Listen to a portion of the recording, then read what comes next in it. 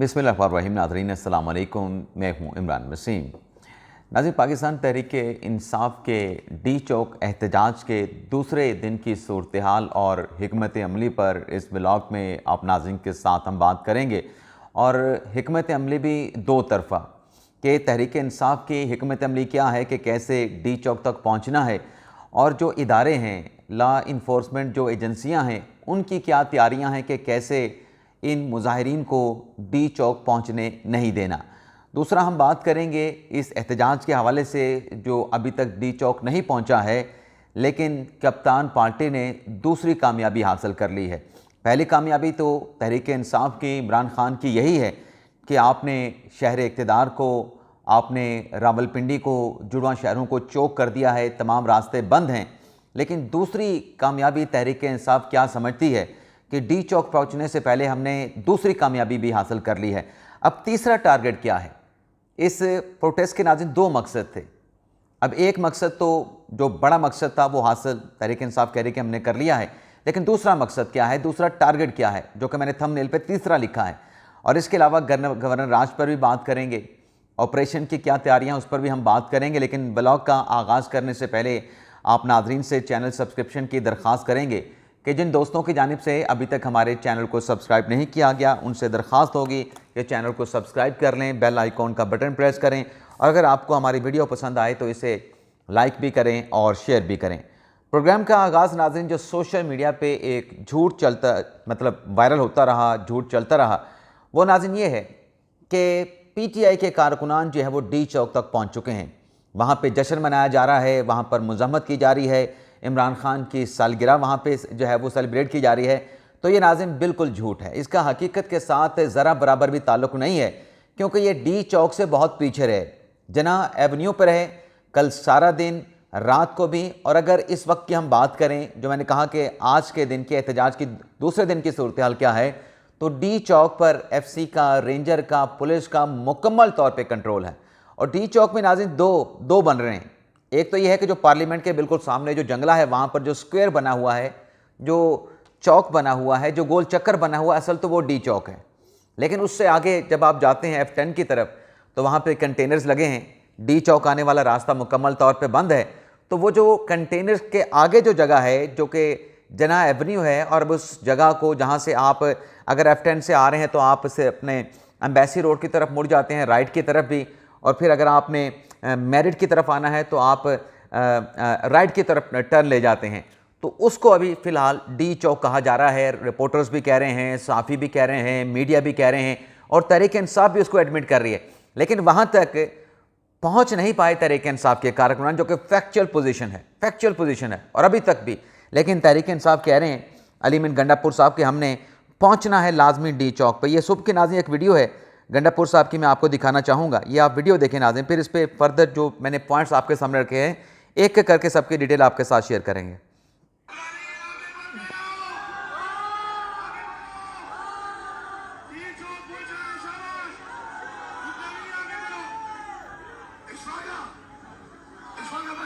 ये नाज़रीन एक रेस्ट एरिया में, ब्राह्मण की जगह पे एक रेस्ट एरिया पे मौजूद थे, वहाँ पे इन्होंने रात क़याम किया है। अब ये बर्मा इंटरचेंज की तरफ बढ़ रहे हैं, लेकिन वहाँ पर पुलिस की इन्हें शेलिंग का सामना करना पड़ा है, पुलिस की जानिब से ऑपरेशन का सामना करना पड़ा है। ये भी थोड़ी सी फुटेज आप देख लें।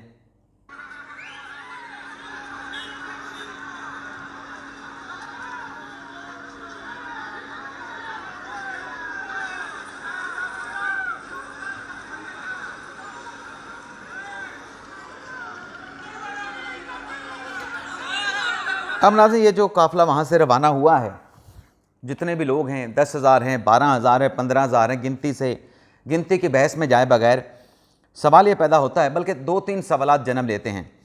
एक तो कहा जा रहा है कि अगर ये दोनों जुड़वां शहर जो है मुकम्मल तौर पे पुरअमन हैं, पुरसकून हैं, तहरीक इंसाफ के लोग नहीं निकले हैं, तो सवाल ये उठाया जाता है कि फिर रास्ते क्यों बंद कर दिए गए हैं, क्यों हुकूमत ने कंटेनर्स खड़े कर दिए हैं। उसकी नाज़रीन ज़ाहिर सी बात है कि सीधा सा जवाब है कि तहरीक इंसाफ का कोई एतबार नहीं। आप इनका माजी निकाल के देखें, 2014 का धरना निकाल के देखें, 2014 का लॉन्ग मार्च निकाल के देखें, फिर आप 2016 में इनका इस्लामाबाद लॉकडाउन करने का जो प्लान था उसको निकाल के देख लें। उसके बाद आप 2022 में आ जाएं, जब इमरान खान साहब पेशावर से लॉन्ग मार्च लेके निकले थे, 25 मई की जो बात होती है कि सुप्रीम कोर्ट को भी सहूलतकारी के लिए इस्तेमाल किया गया, ऑर्डर हासिल किया गया और कहा गया कि H9 ग्राउंड पे हम जलसा करेंगे, वहाँ पे मुजाहरा करेंगे, लेकिन फिर निकल आई है रेड जोन की तरफ। तो ये इनका एक ट्रैक रिकॉर्ड है और जाहिर सी बात है कि जब एक ऐसे मौके पे जब SCO की कॉन्फ्रेंस होने जा रही है और आप मजमा लेके आएँ और मजमा लाने के बाद आप वहाँ पे बैठ जाएँ, आप धरना दे दें, तो आप क्या पैगाम दे रहे हैं। और ये भी हुस्न इत्तफाक कह लें कि जब भी पाकिस्तान में कोई इस किस्म का कि गैर मुल्की सरबराहान आ रहे हों तो तहरीक इंसाफ का धरना आ जाता है, तहरीक इंसाफ का एहतजाज आ जाता है, तहरीक इंसाफ का लॉन्ग मार्च आ जाता है। आखिर इसकी क्या वजह है? लोग इन कड़ियों को भी मिलाते हैं कि क्या वजह है कि पाकिस्तान को आगे नहीं बढ़ने देना या फिर मकसद सिर्फ एहतजाज का है। अब नाज़रीन दूसरा जो सवाल जन्म लेता है वो नाज़रीन ये है, ये जो गवर्नर राज लगाने की बातें हो रही थी, रात भी हो रही थी, हमने भी ट्वीट्स किए कि हालात इस तरफ जा सकते हैं।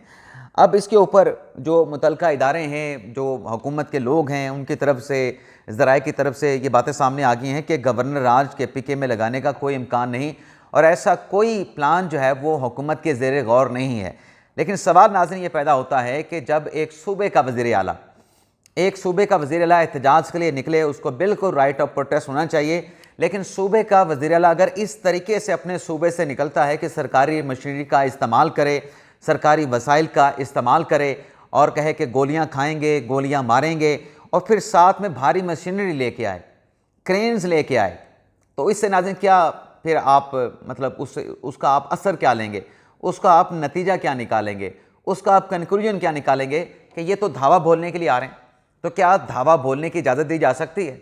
एक इनका ट्रस्ट नहीं, दूसरा इनके इस तरह के हथकंडे हैं जिसकी वजह से ये रास्ते जो है वो बंद किए जाते हैं। अब आर्टिकल 245 का इतलाक़ हो चुका है और फ़ौज जो है उसने इस्लामाबाद का जो सिक्योरिटी का इंतज़ाम है वो संभाल लिया है और फ़ौज के जो दस्ते हैं वो इस्लामाबाद में गश्त कर रहे हैं और ये जो काफ़िला है मुज़ाहिरीन का, ये बुरहान से जो है वो रवाना हो चुका है। और इसमें एक और जो चीज़ हुई है कि जो SCO की कॉन्फ्रेंस में भारतीय जो वज़ीर ख़ारजा जिन्होंने आना है और भारतीय दफ्तर ख़ारजा की जानिब से ऐलान भी कर दिया गया है। अब ये भी एक चीज़ सोचने की है कि तहरीक इंसाफ के KPK के जो तर्जुमान हैं बैरिस्टर सैफ साहब, वो ये कह रहे हैं कि जनाब ये आएँ, भारतीय वज़ीर ख़ारजा हम इनको नहीं रोक रहे, ये हमारे प्रोटेस्ट में आके शामिल हो जाएं, हमारे साथ आके एहतजाज करें। मतलब ये किस किस्म की लॉजिक है? कल को आप कहेंगे कि इसराइल वाले भी आ जाएं, कल को आप किसी और को भी बुला लेंगे।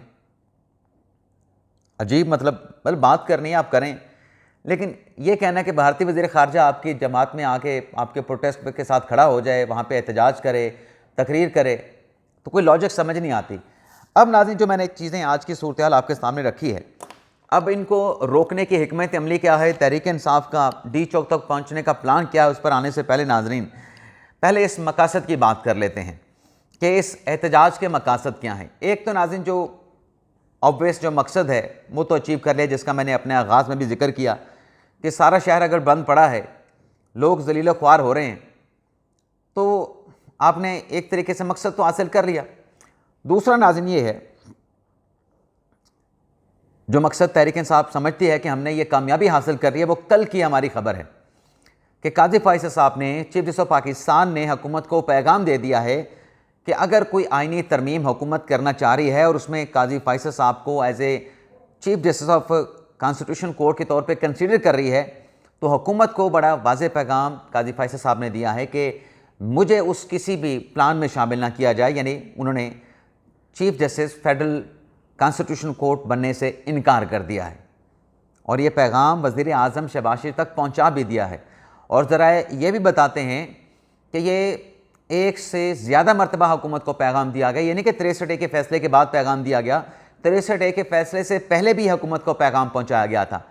अब काजी फ़ाइज़ साहब ने जो इनकार किया है, हमने अपने ज़राए से पूछा कि क्या वो जब राहील शरीफ साहब रिटायर हो रहे थे उस वक्त रावलपिंडी शहर में और मुल्क के दीगर शहरों में बैनर्स लगे थे कि जाने की बातें जाने दो और रोक लो, नहीं जाओ, रुक जाओ, तो क्या इस किस्म की कोई कोशिश करने की आपका मतलब हुकूमत के लोगों से हमने पूछा। और बल्कि एक और चीज़ भी है, हमारे एक साथी अपने व्लॉग में बता रहे थे कि ये जो खबर आई है कि काजी फ़ाइज़ साहब ने चीफ जस्टिस आईनी अदालत का चीफ जस्टिस बनने से इनकार कर दिया है, ये चीफ जस्टिस के बड़े करीबी जो रिपोर्टर्स हैं उनसे ये सामने आई है, उनकी तरफ से ट्वीट किया गया है। ज़ाहिर सी बात है कि उनका हमने ट्वीट की है, हमारे साथियों ने ट्वीट्स की है। अब ये इतनी बड़ी खबर थी कि पूरे नेशनल मीडिया की जानिब से नेशनल मीडिया ने इस खबर को नहीं चलाया, नहीं चली नेशनल मीडिया पे इतनी बड़ी खबर, क्योंकि शायद वज़न बहुत ज़्यादा था इस खबर का।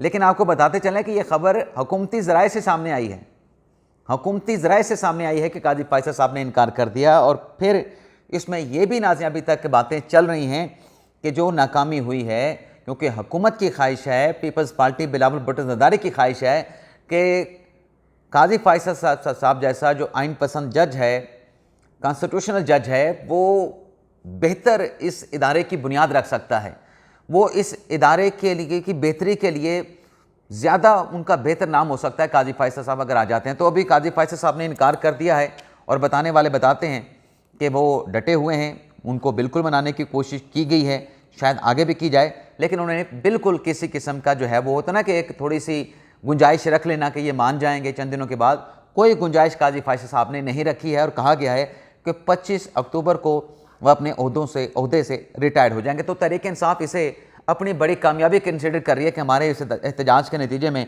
काजी फैसल साहब जो हैं अब फेडरल कॉन्स्टिट्यूशनल कोर्ट के चीफ जस्टिस नहीं बनेंगे। लेकिन ये तहरीक-ए-इंसाफ का कोई प्रेशर नहीं है, ये काजी फैसल साहब का अपना फैसला है। दूसरी नाज़रीन जो मतलब तीसरा, एक तो हो गया ना कि एहतजाज डी चौक पहुँचने से पहले जो रास्ते बंद हुए, ऑब्वियस तहरीक-ए-इंसाफ उसको भी कैश कर रही है कि देखें हमारा एहतजाज कामयाब हो गया। दूसरा, काजी फैसल साहब वाली जो बात है, जो खबर है, उस पर तहरीक-ए-इंसाफ इसको कैच कर रही है। तीसरा टारगेट नाज़रीन तहरीक-ए-इंसाफ का है, वो है आइनी तरमीम जो है, जो हुकूमत मुजवज़ा आइनी तरमीम करना चाहती है। अच्छा, आइनी तरमीम के हवाले से भी नाज़रीन कुछ चीज़ें जो सामने आ रही हैं, उसमें सबसे अहम सवाल जो कल के मैंने एक न्यूज़ के जवाब दे प्रोग्राम में फ़ारूक वड़ाई साहब के प्रोग्राम में भी कहा कि नंबर गेम बड़ी इंपॉर्टेंट है। यानी आप कौमी असम्बली में तो शायद पूरे कर लें, शायद का लफ्ज़ इस्तेमाल कर रहा हूँ, लेकिन सेनेट में कैसे पूरे करेंगे? तो ये बड़ा एक अहम क्वेश्चन है। और आज इसके ऊपर अंसार अब्बासी साहब ने एक बड़ा डिटेल आर्टिकल भी लिखा है, जिसमें उन्होंने हुकूमती ज़राए से बात करके ये बताया कि 7 वोट जो है वो कौमी असम्बली में कम हैं और 5 वोट जो है वो सेनेट के ऐवान में हुकूमत को चाहिए आइनी तरमीम को पास करवाने के लिए।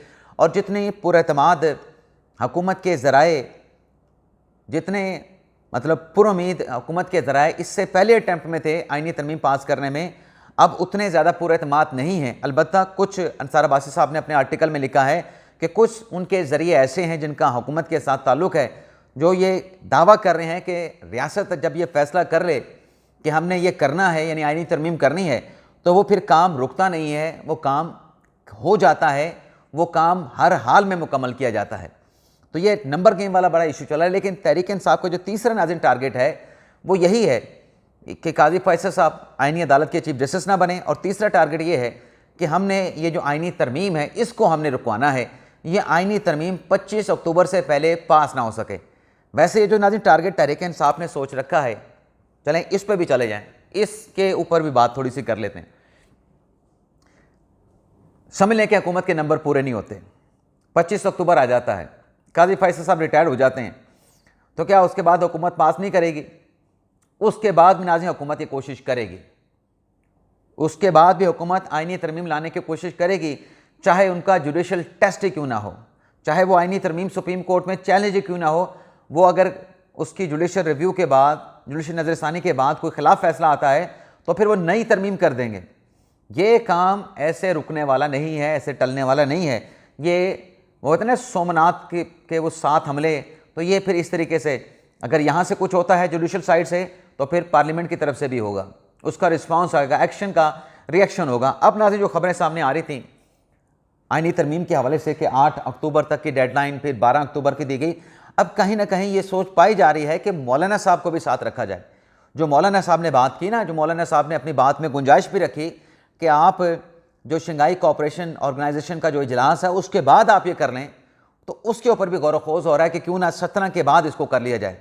लेकिन उससे पहले करने का भी इंटेंट मौजूद है, लेकिन वो कंडीशनल है नंबर गेम के साथ। और नंबर गेम के हवाले से आपको एक ब्लॉग में हम बता चुके हैं कि जिनको ये टारगेट दिया गया है वो टारगेट अचीव करने के ऊपर लगे हुए हैं, वो अपनी टास्क पे अपने काम पर जो है वो वर्किंग कर रहे हैं और दिन रात कर रहे हैं, 24/7 कर रहे हैं। लेकिन ये जो नाज़रीन एहतजाज आना है, इसको ज़ाहिर सी बात है कि जैसे मैंने आपको वीडियो दिखाई कि गंडापुर साहब रवाना हो चुके हैं और उन्हें शेलिंग का सामना करना पड़ रहा है, उन्हें आगे से टकराव और पुलिस की मुज़ाहमत का सामना करना पड़ रहा है, पुलिस की जानिब से अगर शेल बरसाए जा रहे हैं, तो दूसरी तरफ ये भी देखा जा रहा है कि ये जो जनाब हैं अपने क्या कहते हैं जो गंडापुर साहब आ रहे हैं, उनके साथ भी जो लश्कर है वो भी, उस लश्कर की जाने से भी जो सामने पुलिस वाले ठहरे हैं उनके ऊपर पथराव किया जा रहा है। कुछ खबरें नाज़रीन मैंने कहा साथ साथ देख लें। अच्छा, दूसरी तरफ नाज़रीन जब ये मुज़म्मत और डी चौक की तरफ चल निकले हैं, तो दूसरी तरफ नाज़रीन ये है कि जो अपने जहाँ पे ये ठहरे हैं एलिमेंट गंडापुर साहब, वहाँ पे मशीनरी पहुँचा दी गई है, ताज़ा दम दस्ते पहुँचा दिए गए हैं और कोशिश यही है कि इनको आगे नहीं बढ़ने देना, इनको रोकना है। और अब नाज़रीन खबर ये भी सामने आ रही है कि जो वज़ीर दाखिला है मोहसिन नकवी साहब, वो कोई 11:30 बजे, पौने 12 बजे जो है वो डी चौक पर प्रेस कॉन्फ्रेंस करेंगे। अब इससे आप अंदाज़ा कर लें कि डी चौक पर अगर तहरीक इंसाफ के कारकुनान वर्कर मौजूद हैं तो वहाँ पे क्या इंटीरियर मिनिस्टर साहब प्रेस कॉन्फ्रेंस कर सकते हैं? नहीं कर सकते।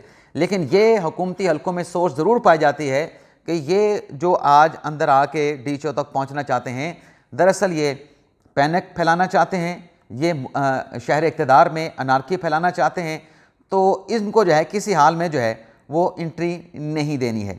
इसके अलावा नाज़रीन कुछ ट्वीट्स भी सोशल मीडिया पे वायरल हो रही है। एक अरसलान बलोच की है कि साबिर शाकर, अज़हर सदीक और शाकर अमान से दरख्वास्त है कि प्लीज़ कोई पुरानी वीडियो आज अपलोड ना करना। ये मतलब अपने ही उनके पार्टी के लोग कह रहे हैं कि पुरानी वीडियो अपलोड करके आप हमारे एहतजाज का बेड़ा गर्क कर देते हैं। साबिर शाकर साहब ने ट्वीट किया कि गुज़श्ता 24 घंटों में तकरीबन 160 से ज़्यादा ट्वीट्स की हैं, जिनमें से गलती से 3 पुरानी ट्वीट्स थी, उन्हें डिलीट कर दिया है। फॉलोअर से माजरत और जिन दोस्तों ने तवज्जो दिलाई उनका शुक्रिया। वर्कलोड ज़्यादा हो तो ऐसा हो जाता है, इंसान को तहज़ीब का दामन नहीं छोड़ना चाहिए। ये लगता है कि कुछ और हुआ है। बाकी आज इमरान खान साहब की 73वीं, नौजवानों के वो लीडर हैं तो 73वीं उनकी सालगिरह मनाई जा रही है। लेकिन नाज़रीन ये एक और तस्वीर मैं आपको दिखाना चाहूँगा शिफा यूसुफजई साहिबा की। ये अब मुझे एक चीज़ की समझ नहीं आती, कहती जी एक्सपायर जो है वो शेल चलाए जा रहे हैं, जहरीली गैस होती है जी एक्सपायर शेल में। अगर नाज़रीन ये सेल एक्सपायर ना हो तो क्या उसमें मीठी गैस निकलती है?